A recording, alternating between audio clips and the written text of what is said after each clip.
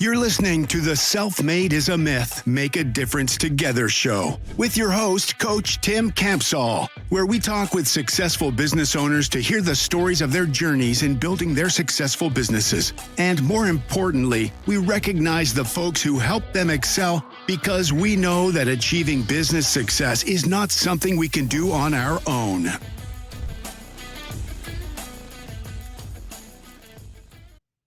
Hello, everyone. This is Coach Tim Campsall, and I'm excited to have a fellow business owner from Indiana with us today. My guest is a commercial diver and has been practicing martial arts since he was 14.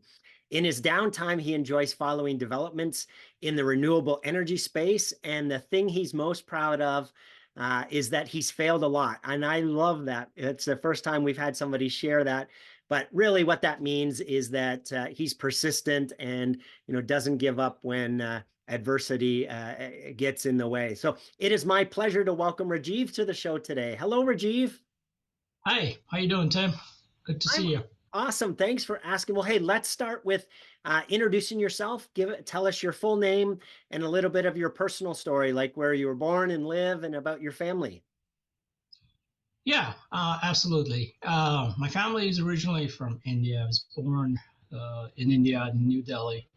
I grew up there for the first 12 years of my life. My father was an architect and in the military engineering services for the Indian government. And so he moved around about every 3 years. And so consequently, we ended up living in multiple locations in India. And in the mid 70s, my mom and he were sponsored by my uncle who lived in Canada. And in 76, we moved to Canada. And that's where I went to school in junior high school, starting junior high school and high school, Nelson and Boylan, up near Lawrence and Kiel area. If anybody knows that, I don't know how many people would know that. It's a fairly small school. I ended up going to University of Waterloo for my undergrad in engineering. I became a civil engineer while I was in Canada. I graduated in 91, but unfortunately, due to economic recessions going on, we were still coming out of it, so positions were not quite available. So I ended up moving to Connecticut for a position that I got through a family friend who had just started a business as an engineering company there.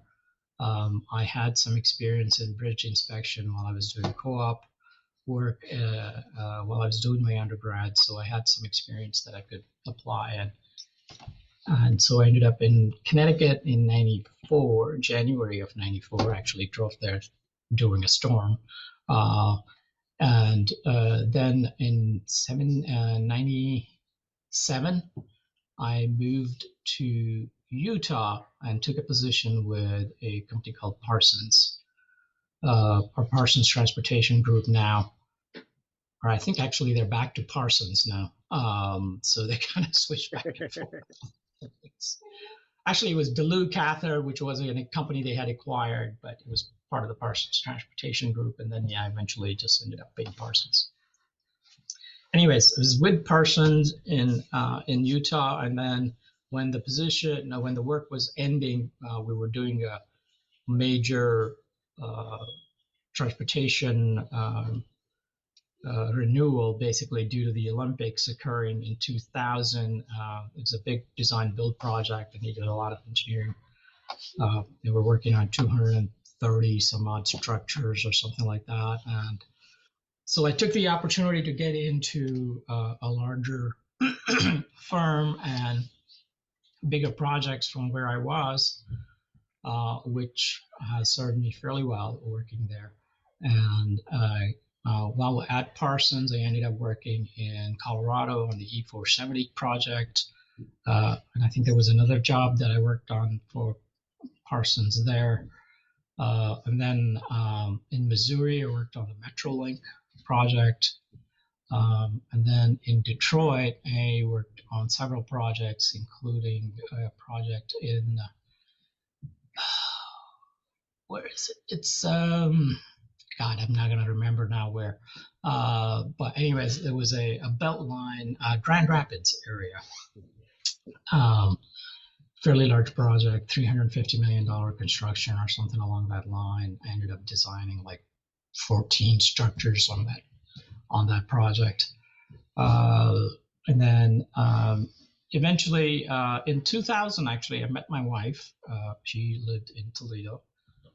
We got married in 2003, and I decided to move to Toledo. Parsons was a little far in Detroit from traveling, so Yeah. got a position with a firm called SSOE, which was starting a transportation group. And unfortunately, they closed it down in 3 years. And then I ended up working for the City of Toledo, who was looking to replace one of their engineers who had moved on to another position. So, so I ended up working for Streets, Bridges, and Harbor for about 6 years. And then while I was with SSOE, I was actually looking at becoming a partner there and considering that. So I kept considering that while I was in Toledo, City of Toledo, and things weren't going anywhere. So I just put out feelers to go ahead and, try to, develop that ambition a little bit more. And so I ended up getting interviewed for several positions, and one of the positions was with Stephen J. Christian and Associates. They were looking for a partner to replace a partner that had just left about a year, I think, or 10 months or something ago in 2011. And so I accepted the position there in March of 2012, and didn't accept the position of a president or a partnership right away. I waited. I think we needed to wait just to learn something about the company. I needed to learn more about the company. So I did not take it right away. They wanted me to take over in 2012, at the end of 2012, and I'm like, no, that's just soon. Yeah. So anyways, in 2013, we changed the name from Stephen J. Christian and Associates to SJCA PC because of the number of partners, and we did have 2 other partners join us also. And so accepted the position in 2014 for newly rebranded firm SJCA PC. Awesome. And I also became a diver. Joined one of the things that Stephen J. Christian and Associates did at that time was that they did diving inspection for the bridges. And I was not a diver, so I had to learn to scuba dive, and eventually set up a commercial diver program where we could learn how to be commercial divers and be able to continue to do the work with the state in Indiana due to federal highway requirements and OSHA requirements. Yeah.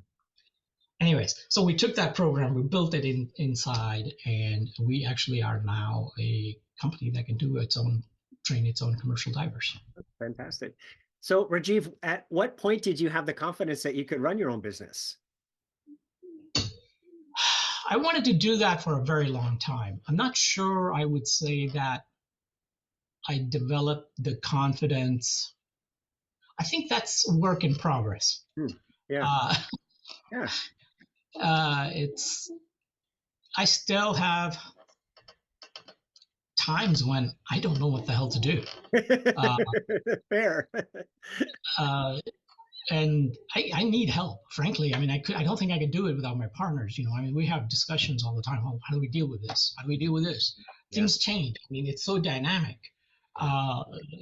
There is, I think when you're an employee, you don't always understand what the company has to do to, keep the business running, keep the employees employed, keep everybody satisfied. There's a lot of dynamic interactions occurring. Yeah. And you're trying to balance a lot of things. And you can't do it alone. Yeah. You just can't. Um, I so appreciate the candor and right and the vulnerability of sharing that, right? There's stuff that comes up all the time that we haven't faced before, so we don't know how to deal with it, right? yeah, I mean, I employ a business consultant. We have the three partners. We got multiple lawyers continuously helping us out on things. It's, we have the HR specialists. We have contracts, is constantly we work with a lot of our prime consultants who are always putting stipulations in, and NDOT's always putting stipulations in ODOT. And it's like we're trying to protect ourselves from all different angles and continue to work. Yeah. And it's a very dynamic environment. It is not a simple thing. Rajiv, tell us a little bit more about the company. So say the name again, and what do you guys do? How do you help people? Okay, so this company started out as Stephen J. Christian and Associates, and I think I mentioned that. Stephen, he started the company in '98. He incorporated or became a professional corporation in '99, February of '99, and has operated under that conditions. And then Sherly George became a partner in 2006 or something like that. Yeah, 2006, along with another partner who is no longer with the company.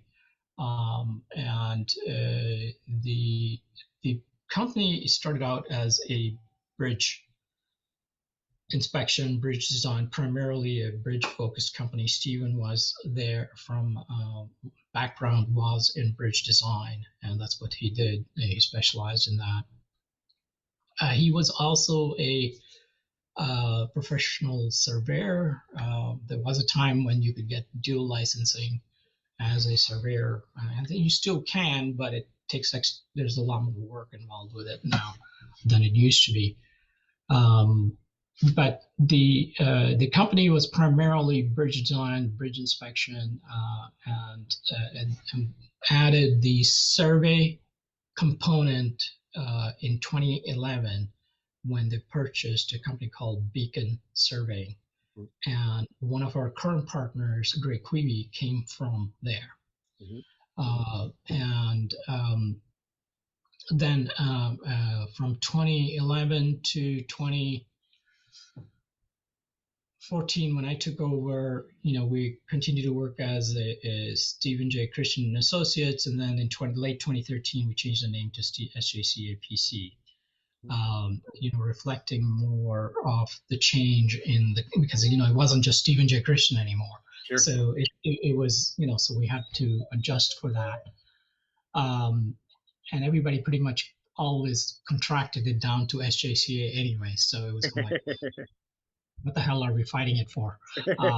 So we just made that. And then in 2014, when I joined, we continue to operate mostly as a engineering structural company.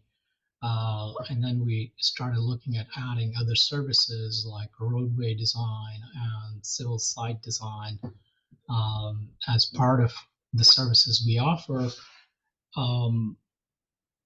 because we wanted to make it more rounded firm, more full service.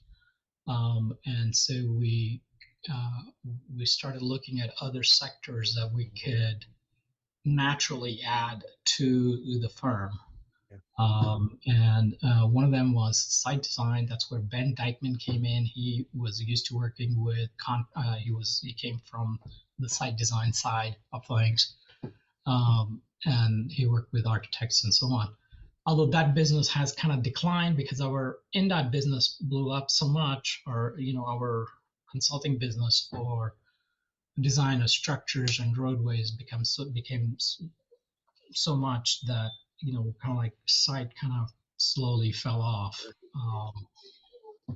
We've also added hydraulics. We do hydraulic analysis and things like that, which is part of kind of natural development in the system from the fact that, hey, a lot of bridges are over water, so we kind of need to know the hydraulics of things. So. And in the meantime, the growth of the bridge inspection has continued, and and so has the growth of the underwater inspection program that we do. In 2020, we actually had started talking to an environmental firm in 2019, and we finished the acquisition in September of 2021. Sorry, in 2020 we finished it, middle of COVID. Yeah. So we acquired a firm called Green 3, environmental firm, and also historians and archaeologists. So we also do a lot of the permitting for the transportation projects. Okay. We continue to be primarily a transportation company, just multi-pronged. We have the roadway, we have the environmental, we have the cultural resources, our historians, and so forth. We have the survey, we added construction inspection. We used to do that a lot before. It had shrunk, but now it's just kind of ballooned up again. Yeah. So these have been progressively getting bigger and bigger. Fantastic. So Rajiv, yeah, what's been your biggest learning as a business owner?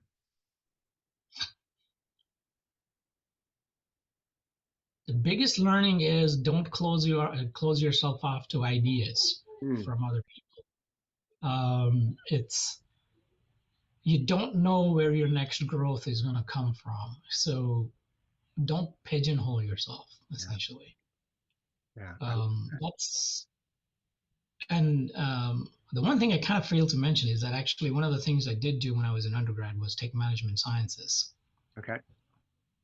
And then while I was, that was a minor that I took with it, as well as environmental. Actually, I ended up with major in, I had the structural, the environmental, and the management sciences while I was doing undergrad.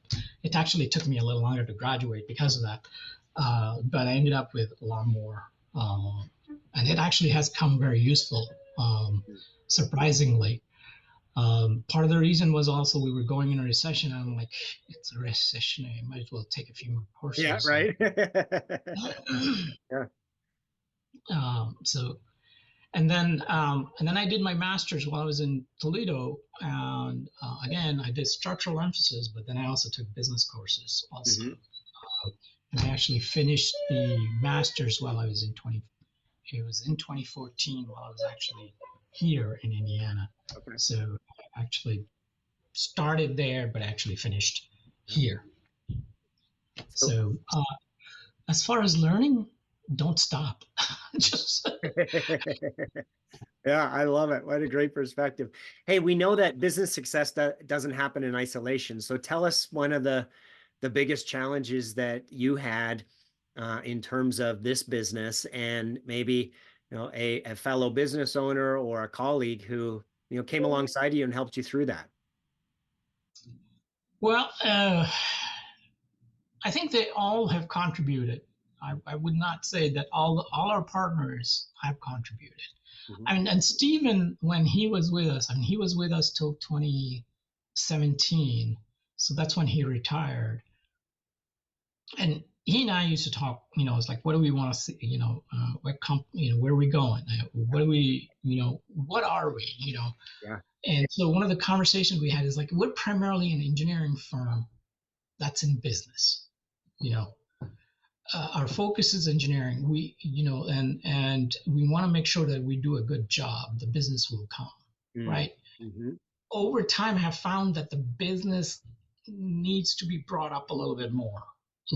As we get bigger, it needs to be brought up more. Right. As we get bigger, it needs to be brought up more. And you need to start specializing. So that was, I think that was kind of self-realized a little bit. I think when Stephen left, we weren't quite as big. We were still fairly small. We were like about 30 people, 34 people or something like that. To give you a perspective, when I started, we were closer to 20. We're almost at 100 right now. Okay. Oh, wow. Yeah. So and we were one office in Indianapolis. Now we have offices in Evansville. We have an office in Washington. We have an office in we have two offices in Indianapolis. We have an office up in South Bend, and we also have an office in Columbus, Ohio. And we are looking at adding offices in other places at this point, because, the business has grown to where the customers are kind of like, hey, if you had an office here, we can, give you more work. Yeah. My current challenge is staffing.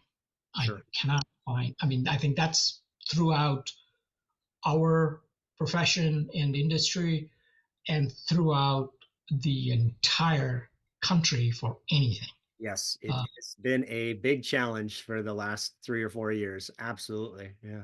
Yeah. Did I answer your question? I'm not sure I Yes, did. absolutely you did. Yeah. So Rajiv, if I'm going to put you on the spot here a little bit. If I asked you to pick 3 people in your business owner journey that you're most grateful for them being there to help with the business's growth, who are those 3 people and how they help you?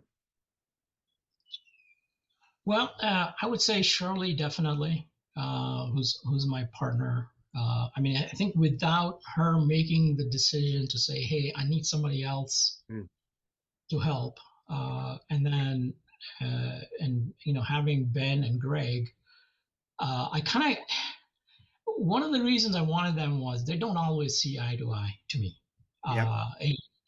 and just I one of the things I kind of was watching what was going on in a lot of the businesses before I accepted the position was that if you don't have people who see differently, you're not going to be able to grow and capture things that you need people to be different than you. Yep. You cannot have yes men in your, right. in your Absolutely. business. Yeah. It doesn't always create a comfortable situation, but I'm grateful they're there because they can actually reel me in when I'm going off tangent or something. So I'm willing to fly and take risks, and they're a little more risk averse, and they're kind of like, hey, hang on a second, let's take a look at this a little bit more. Yes. So yeah, I'm very grateful for them. Not always happy about it. Well, I love the fact that you had that awareness of one of the things that we do when we're coaching owners and leadership team is acknowledging exactly what you said. Hey, in order for the team to be awesome, right, we need people with different thoughts and perspectives. And we use the DISC assessment as a way to help understand that. And so, yeah, if we're all the same type of person, we're going to view the world the exact same way, and we're going to make the same we're going to process the information the same, we're going to make the same decision, but it doesn't mean it's the right decision. So if we have our opposite to our yin and yang idea, right, of, now we get a full, better understanding of a situation, and we can make a better decision. Yeah, and actually having 4, I kind of think of it as a compass. We don't always, you need sometimes, like for me, I have a lot of authority, right? So sometimes you need enough mass behind the other groups to the other side to kind of say, hey, hold on a second, this is not right, and you're going to take us off the cliff. Yeah. We don't, you kind of need that. I'm not always happy about it, like I mentioned before. Right? Yes. Yes. I do appreciate it that they pulled me back sometimes. Yes. And on the other side, the more conservative type people, they need somebody that has that more inspirational and optimistic view of, we're going to figure this out, and let's just take a couple steps forward. So it's a good balance. Yeah. And you got to be also be able to willing to say, okay, let's take a couple of steps back and take a look at it. Yeah. You need that. And we did hire a business consultant to help us manage. When we started hitting about 50 people, I started feeling overwhelmed, and so I looked around, and we got somebody.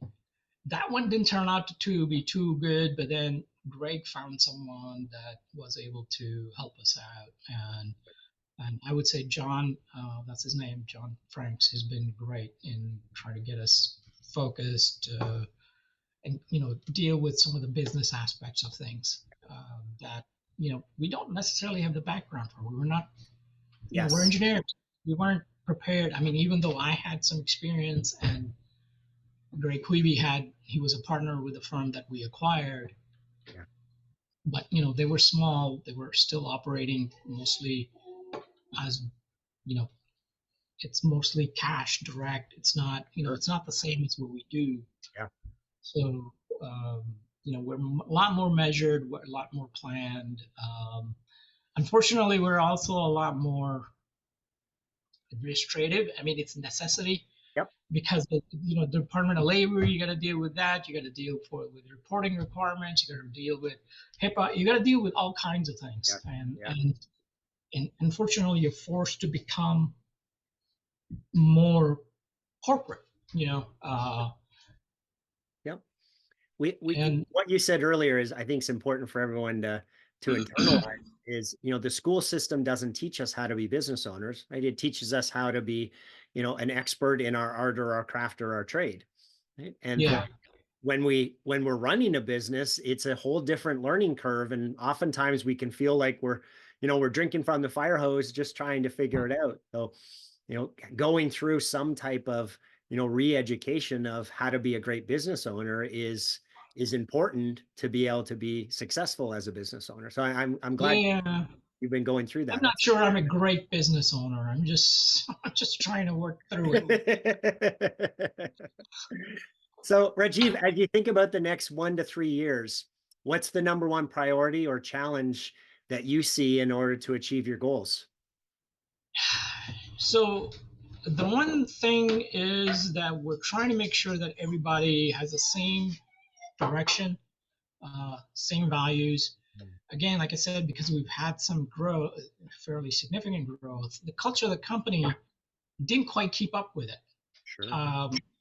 The level of training, trying to get everybody to same understanding, same delivery methodology.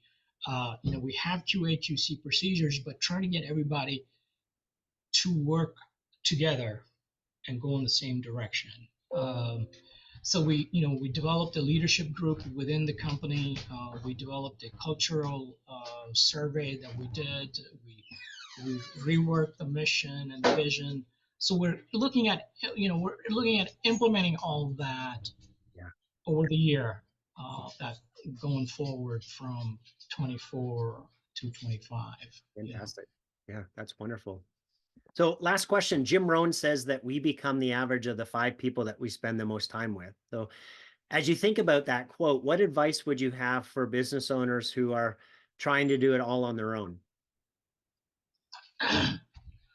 Don't. So one of the things I do try to do is,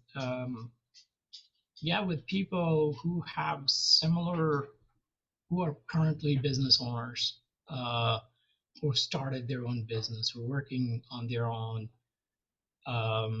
I try to even go back to AI Engineers, which is the company I worked for in Connecticut, who, when I started out was 3 people, and now like 350 people in multiple states. And Abul Islam is the owner.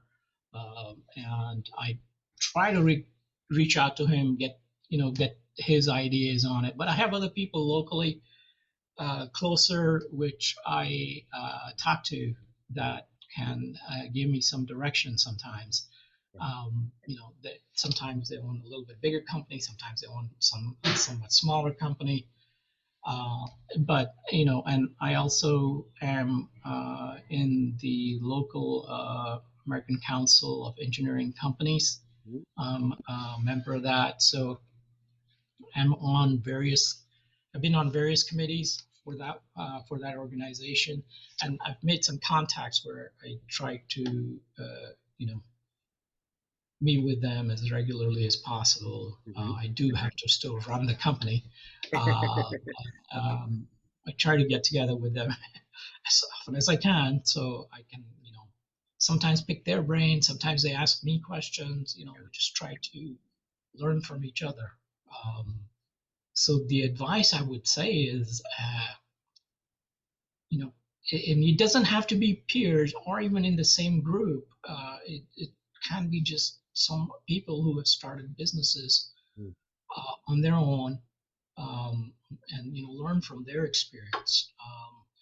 Several of my cousins in India have businesses, and then I talk to them too, and kind of learn how their experience has been and how they deal with certain things.